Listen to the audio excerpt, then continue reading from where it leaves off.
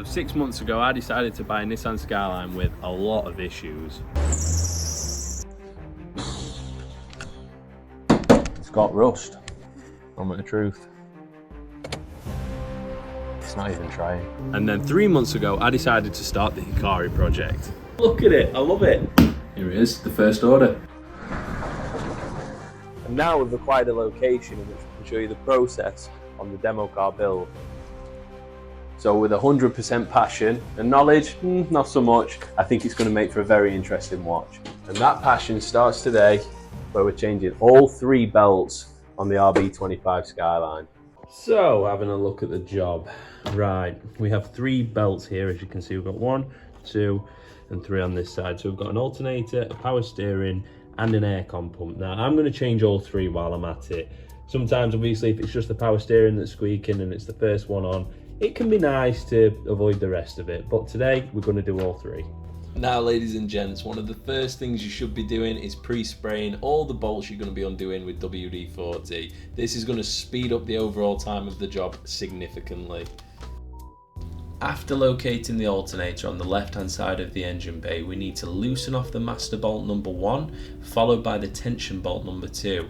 When we loosen the tension bolt number 2, this is going to allow us to push the alternator against the engine, releasing the tension onto the belt. Once this has been done correctly, you can see how the alternator can be maneuvered towards the engine, and you can see the tension bolt in the top left coming in and out. So now the belt is loose, we want to be getting access, so we need to be taking this fan off.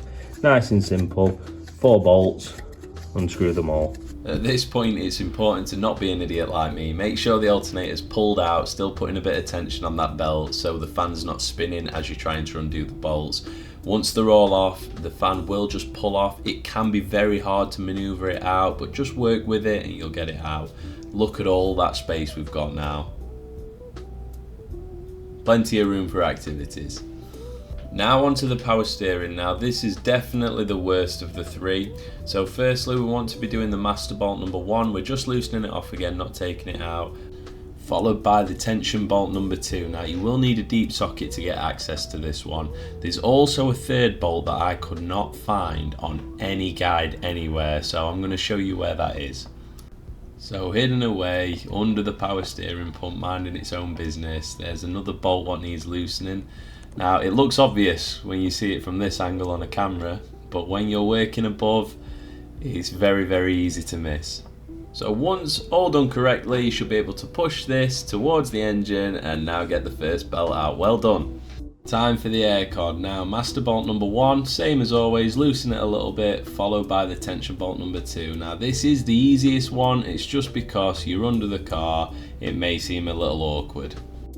But once again, once both bolts are undone correctly, it's going to give you ability to maneuver this pulley up and down and just slide the belt off with ease.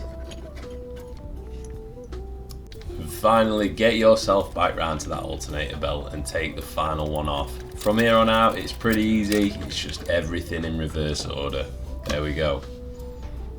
It's actually weird to look in your engine bay and see this much space down the front. We like it. Okay, honestly, it's been quite tough so far because there were a couple of bolts that I didn't know about, but that's for me to make those mistakes so you don't have to. Putting back on the AC belt, absolutely fine. Just got 2 more to put back on. We don't tighten the AC belt up until the last step. We're just doing everything in reverse, so everything that you've just done, you can quite easily do again. The easiest order that I found is put the belt around the main pulley, then the water pump, and finally the alternator. Then simply slide the other 2 on in place. After we've got all the belts in place, now it's just time to go back round and tighten each of them up. So just in reverse order, now we're making sure that we're tightening up the tension bolt first, followed by the master bolt to lock it in place. Just about to put the fan back on. Of course, we've got to give it a quick clean while it's off the car. There's never no excuse to do something while it's not on the car. So once the fan's back on with the 4 bolts, time to tighten up the alternator, and here we go, gents. The time I've been dreading. Did it work? Moment of truth.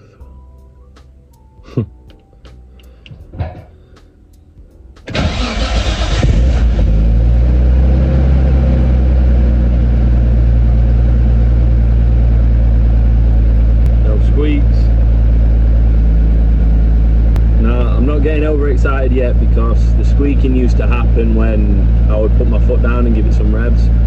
Also on full lock. I don't want to rev it on a cold engine, so can try the lock though.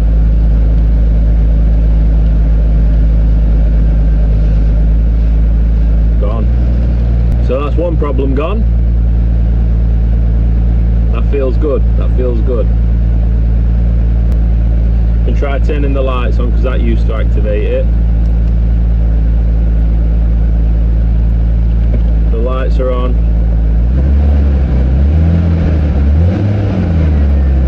It's done. It's fixed. Come on. I mean, yeah. We're easy. No problem. Certified mechanic in absolutely no way whatsoever, but this is a good result. Hope I could help some of you guys out. Don't be scared to just work on the RVs. Listen at me now, I'm like a philosopher. But I know I wouldn't have this good feeling if I didn't just say, screw it, let's do it. So